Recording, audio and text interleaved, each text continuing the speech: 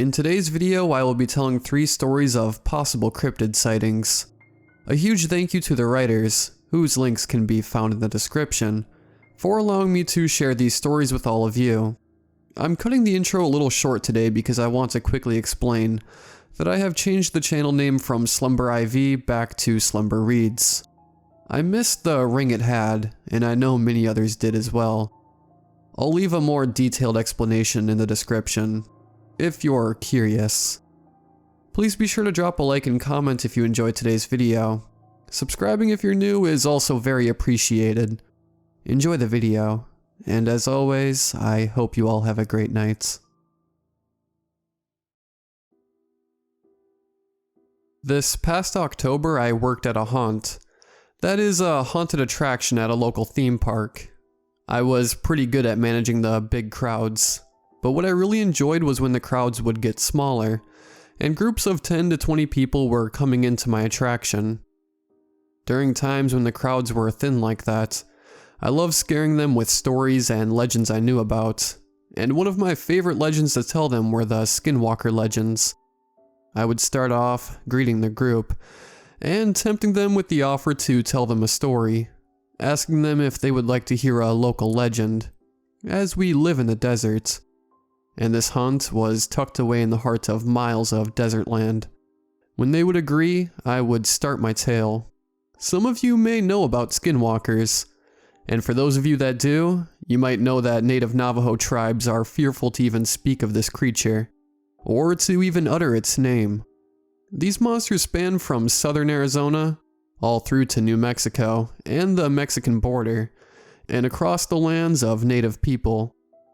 The Navajo believe them to be witches, or shaman, an evil being with the supernatural power to shapeshift, typically by wearing the skins or masks of the animal they wish to walk as, a practice which is looked down upon by the Navajo people. This power is gained after killing a close relative or sibling, and imbues the being with many dark powers. The animal they appear as, however, always looks wrong. A deer or coyote that stands on its hind legs and walks as a man does. A crow or owl with a face or eyes that look too human to belong to the animal they mimic and that glow red in the moonlight. In all the legends, it says there is always one sure way to identify a skinwalker. A skinwalker, no matter what, will never be able to move as the creature it appears as in its animal form. Skinwalkers are able to do other things as well. They can move at seemingly impossible speeds, and can mimic the voice of people, crying babies, your friends or loved ones. Voices you would trust. They will lure you into the forests, or into the pitch black of the nighttime deserts, and once they have you isolated, you will lay your eyes upon their face. It is said you will die an agonizing death. Skinwalkers can curse people and cause them great suffering. Often it is said they use a mixture that some call corpse powder when seen in their human form, which turns your tongue black and causes violent convulsions until you die. The worst part about skinwalkers? The reason native people dare not speak of it? It is believed that a skinwalker is capable of reading your mind, and the more aware of them you are, the more aware they become of you. So try not to think about it. But if on your ride home you see a coyote in your path, or hear the drums of native people echoing loudly through the darkness, take care to drive quickly, and pray it will not pursue you. And I would, almost always, be met with looks of horror and fear. It was my absolute favorite tale to tell for this reason. I would tell this story over and over to as many groups as I could. It wasn't a good idea to talk about them. I would say as much with each recounting of the legend, and much less in the middle of the desert, surrounded by inky blackness that engulfed everything the park's lights didn't illuminate. But I did. I felt safe. Nothing would happen to me. It was just a legend. That was until I drove home after my shift, around 1 in the morning, after a night of telling this particular story dozens of times to guests. As I drove through the twists and turns of the pitch-black mountainous desert road, I traveled each night to get home, my high beams on, penetrating the darkness just enough for me to see the road, and the first layer of brush on either side of it. My headlights shone on an animal, a coyote. At first, I thought it was just the angle the lights had hit it that made it appear to have no tail. I encountered the animal again, 3 times, each within several miles of each sighting, a distance any normal animal would have never been able to make, especially when running against a car doing 65 miles per hour for most of the journey. Each time I would scan the road for wildlife, and I would see it, there, just outside of the darkness, the coyote with no tail, staring at me from the side of the road. My stomach churned a bit, and I breathed deep, trying to tell myself I was just imagining things. The coyotes had tails, and none of them were the same animal. It wasn't possible. It couldn't be. But I knew deep down, I was lying to myself. I knew I was wrong. I knew it was real, and it was terrifying. I'm relieved to say I made it home safely that night, but still, every now and then, when I drive through the desert in the darkness of night, or glance out my bedroom window into the blackness, I can see that coyote, that Skinwalker. I hope it never decides I know too much, but I think that maybe, just maybe, it visits me to remind me of its presence, that it wants me to continue telling this story, to continue spreading awareness of their presence, so that it can claim the lives of those who are weak-minded enough to fall prey to it. And now that you know the story, maybe it will come after you.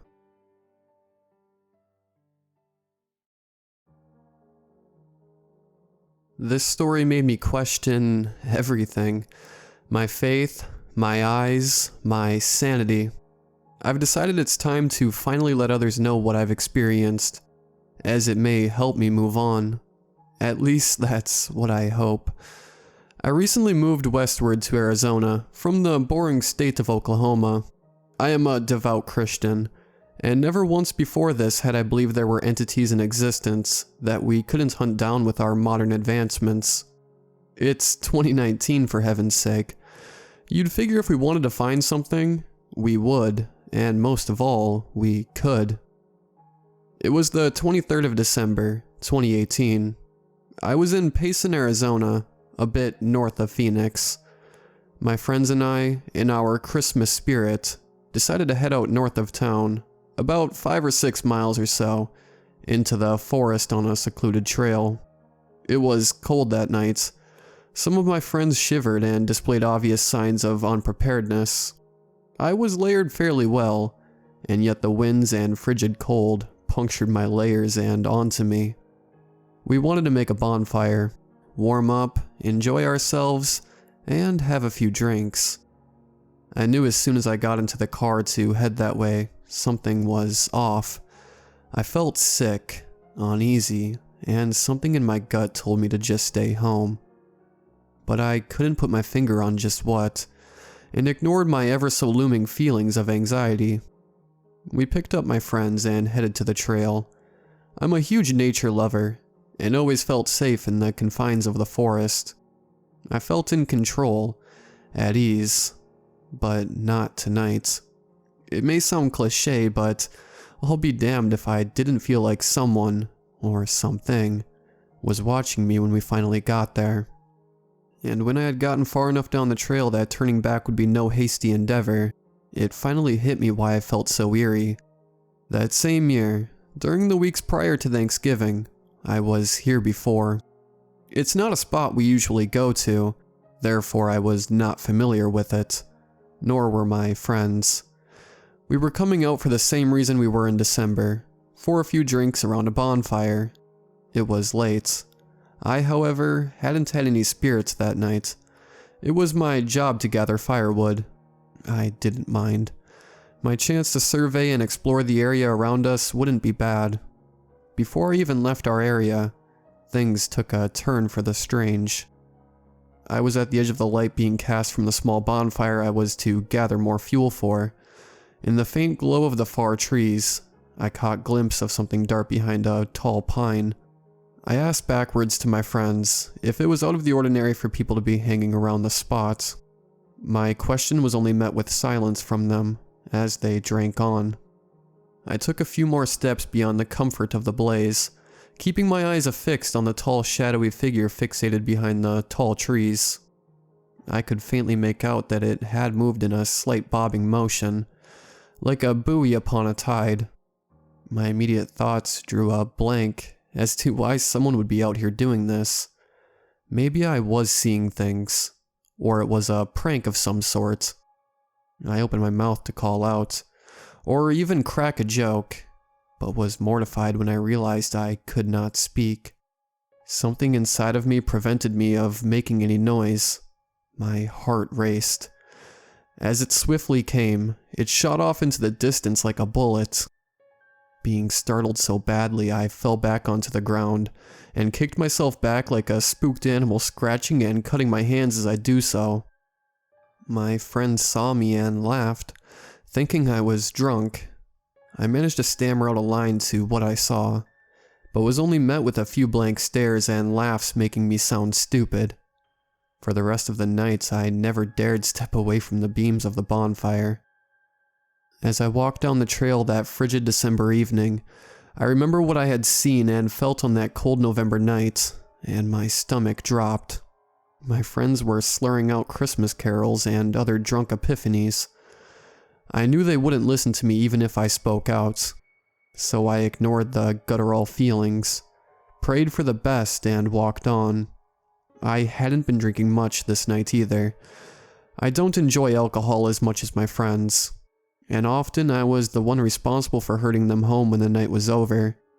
However, to calm my tense nerves, I had a drink or two with some Jaeger we had chilled in the ice chest. It was Christmas after all. It worked. We were all having a good time, enjoying our festive feelings and generally savoring the crisp forest atmosphere.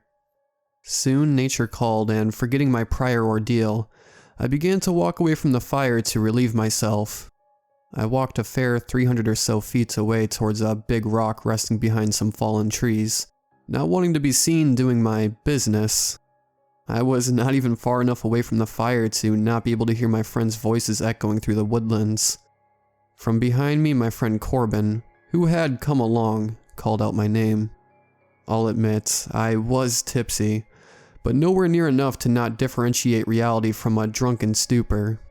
I remember calling out to him, telling him to give me a moment to finish. I zipped up and turned to walk around the rock to where I had heard him wander to. I don't know what it was, but sure as all heaven above and hell below, it was not Corbin. It took me a minute for my woozy mind to put this together and stop walking towards it. I am thankful I did. This being stood tall, at least 6 to 7 feet. Its eyes burned like our fire. It moved from a dog-like forelimb position to standing tall. The light from the moon on this cold night radiated the body, showing off its dark, slender shape with an inhuman sheen.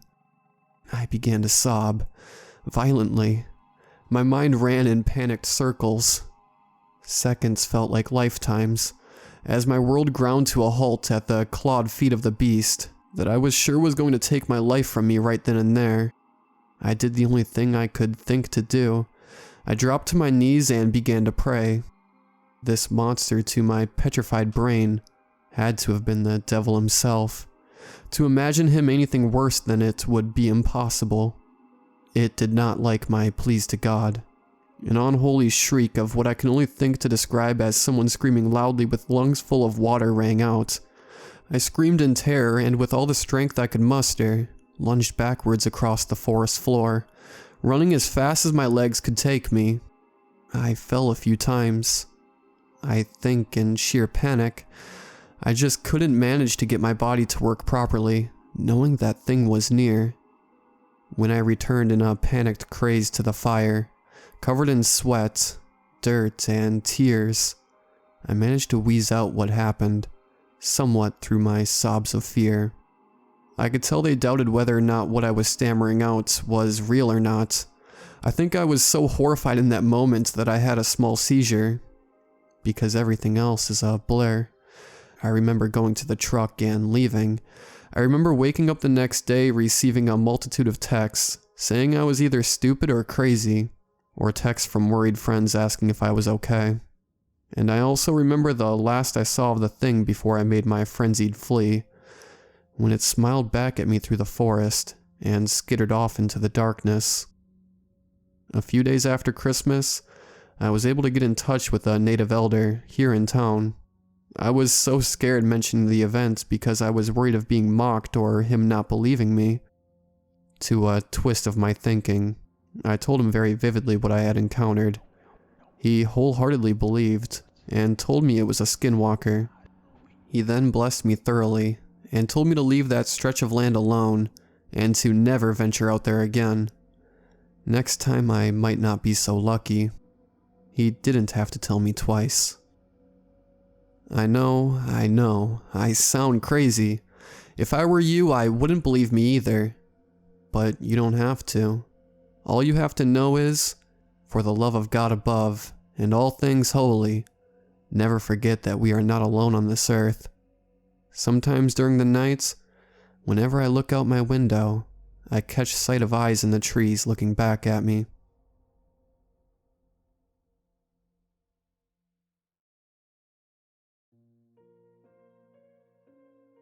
It was a cool, tree-rustling night. The last hopeful rays of the sun's descent faded slowly into darkness. A whistling breeze rushed through the windows of my room and outside. The numerous chimes that surrounded our house began to twinkle like alarms disregarded. My room was built into the roof of our house, my ceiling consisting of 2 walls meeting at a point, creating a disabling prism that prevented anyone standing to their full height. My bed lay in the farthest corner of the room, the entrance of which was an opening in the floor. From this opening, a long wooden ladder stretched to the ground, standing abruptly in the center of the main hall. Though walking in my room required either bent legs or a hunched back, the room was spacious and long, and possessed a certain comforting aura, which was accentuated with the gentle pattering of rain that had just begun. The raindrops, merciful compared to the heat of summer, tapped against the slightly open window panes like tiny fairies asking to come inside. Downstairs, muffled voices escaped the television, which my father was meant to be watching, and trailed up to my room. He had almost definitely fallen asleep in front of it. A lack of unfiltered tennis commentary provided evidence for this.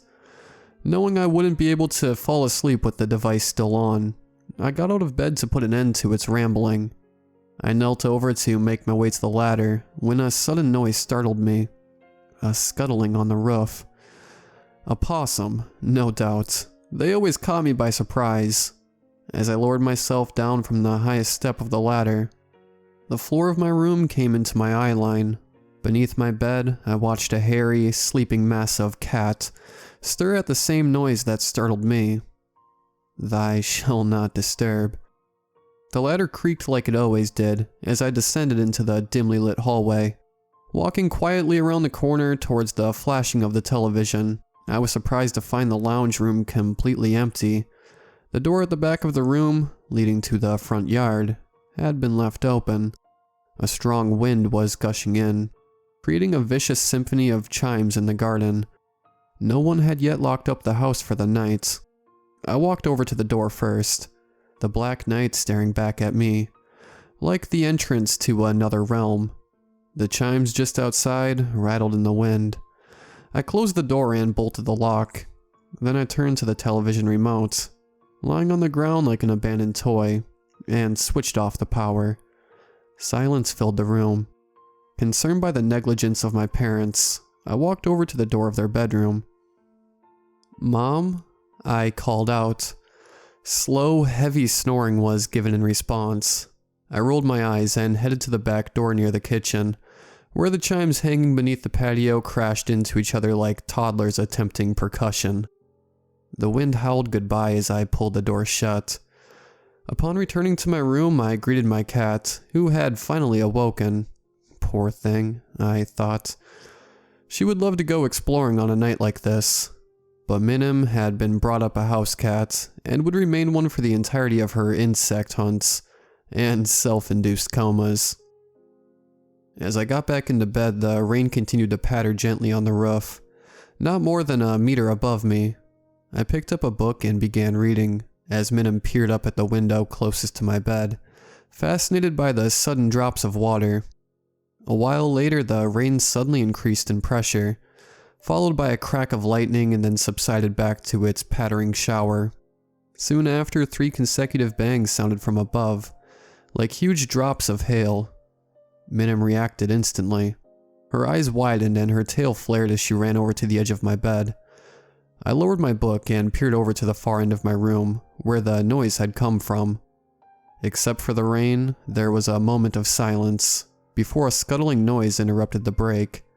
It was similar to the noises that the possums make, only each step was separated. It was as though something much larger was walking along the roof.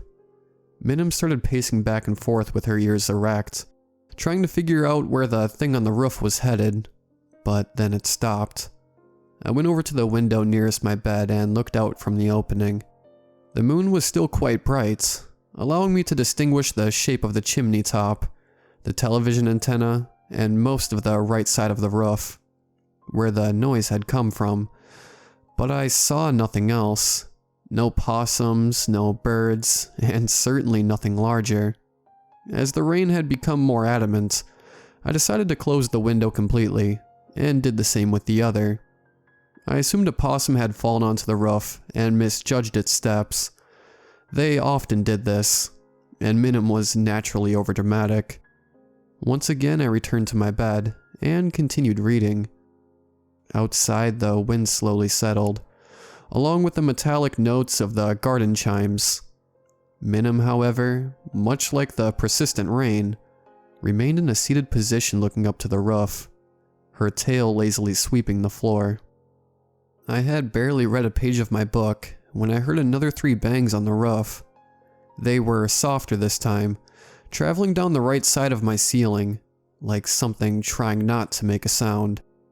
Minim's ears perked up as she rose and ran back towards my bed.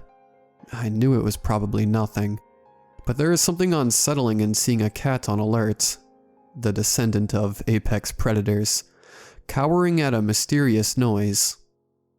What could be more terrifying than a capable feline? I crouched over and crept beneath my restricting ceiling, back towards the window. The pane of glass only offered my reflection, so I lifted it open to view the roof, the sound of rain crescendoing as I did so. The moon had been overpowered by clouds, presenting both the television antenna and chimney top as undefined silhouettes. But there was something more, an additional silhouette, farther along the roof. It was right on the very edge, like a huge gargoyle perched on the gutter, guarding the house. I squinted through the small gap of the window like a bird watcher. It was a humanoid shape, a large shape, hunched over with its elbows brought into its chest, its fingers strained in claws. I moved away to retrieve a small flashlight I had in my drawer. When I returned and directed the light onto the roof, the figure was no longer there. I carefully searched the surface, moving the lights over the television antenna, against the chimney top, and over the water glazing the tiles. Nothing. I was unnerved by this. No matter how bland my imagination was, I quickly shut the window and drew the curtains. It was getting late, and the rain made it even harder to peer into the night, so I knew I couldn't trust what my eyes had just presented to me. I would continue reading until my worries were forgotten, and I had fallen asleep. But then, of course, the most unfortunate thing happened. Quite possibly the worst thing that could happen to a paranoid teenager, who had been left to lock up the house on his own accord, and just witnessed an unsettling, hunched figure on the gutter of his roof. The most inconvenient thing. I had become desperately thirsty. I could not go downstairs. Not tonight. Images came to my head as I imagined the treacherous journey to the kitchen. The shadows would torment me like Snow White lost in a dark forest. The lights wouldn't work, and I'd be caught in a sea of black, and that hunched figure on the roof, that vague, distant figure. What if it somehow got inside? I was brought back to reality when my cat obliviously strode across my stomach and hopped onto the floor. Beneath the covers, my lower back was sweating into the sheets, not at all helping my burdening thirst. Taking a deep breath, I threw the covers aside and crept over to the ladder. The accompanying creak with each step was exaggerated in the still of the night. I could hear the garden chimes in the front yard getting louder again as the wind increased. The hall light flickered. I stopped in my tracks. It flickered again, and then without a sound, it gave up, leaving me unprotected in a void of black. The chimes menacingly crashed outside. I walked with haste to the kitchen, stubbing my toe on a chair. My hands fumbled for the light switch on the wall. The kitchen light cast down a glowing safety net, an oasis of light. The gentle tick of the dining room clock echoed calmly throughout my house, as my heart settled from the predicted torments.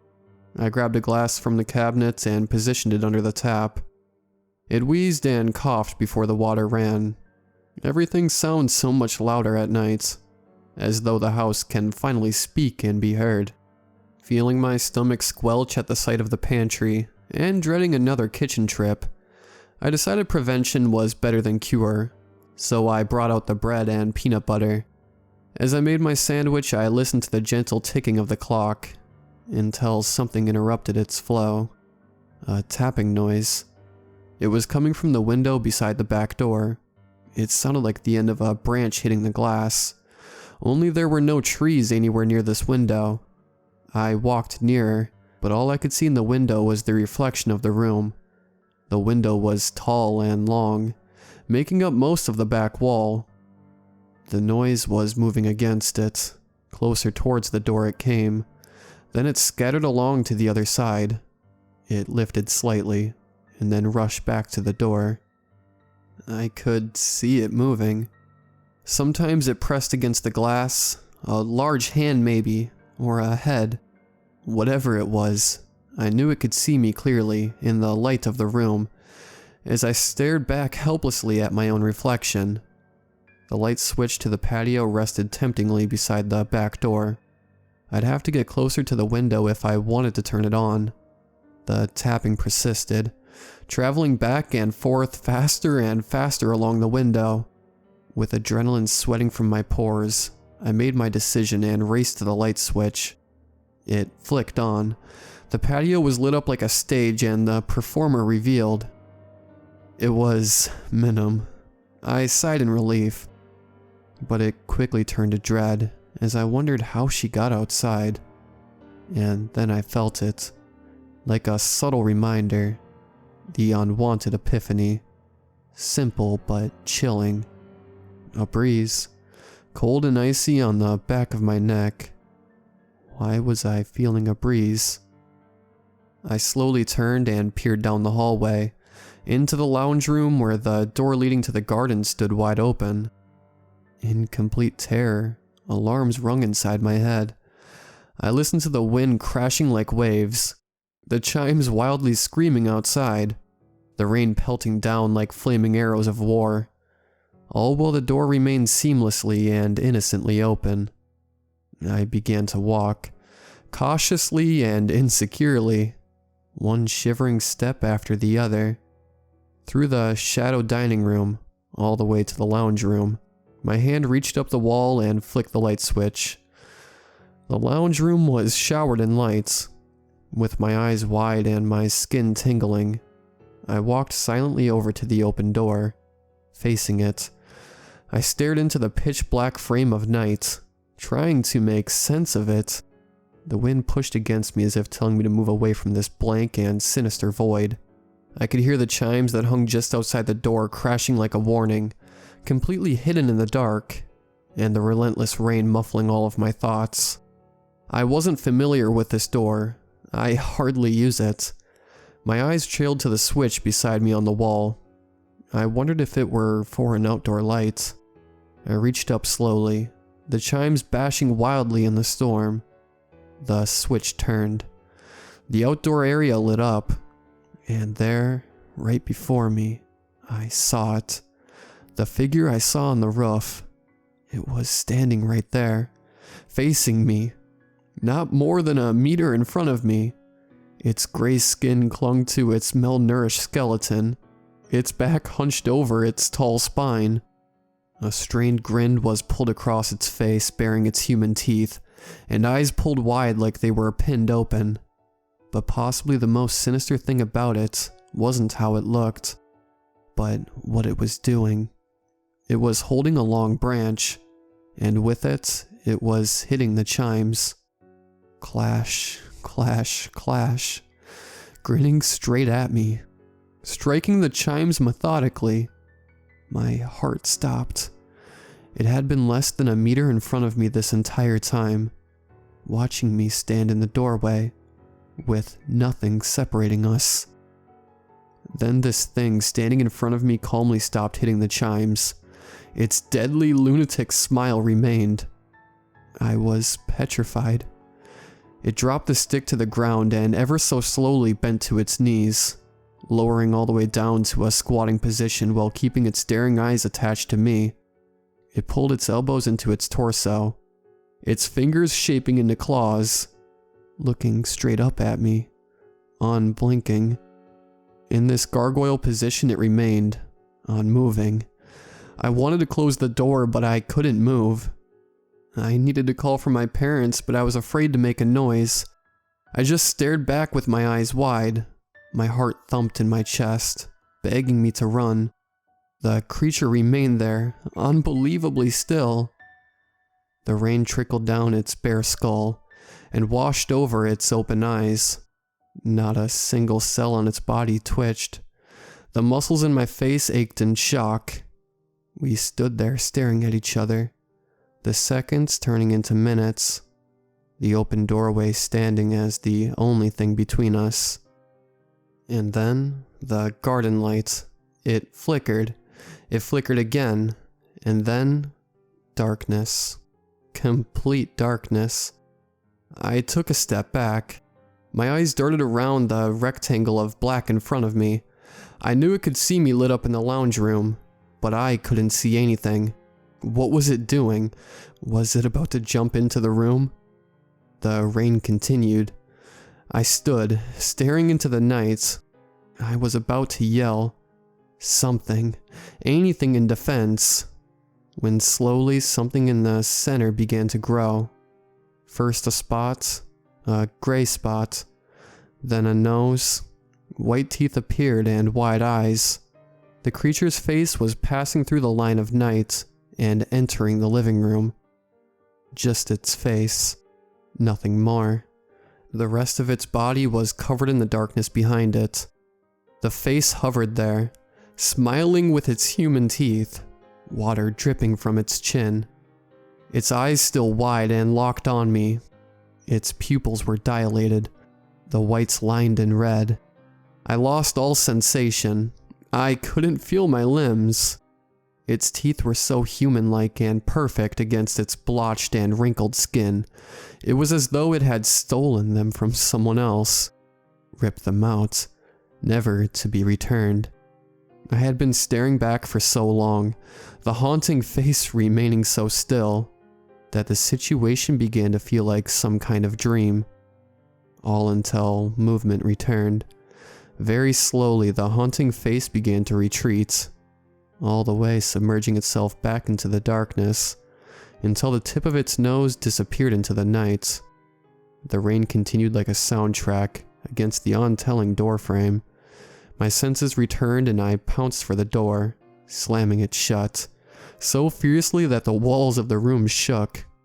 I bolted the lock and jumped away panting, finally breathing.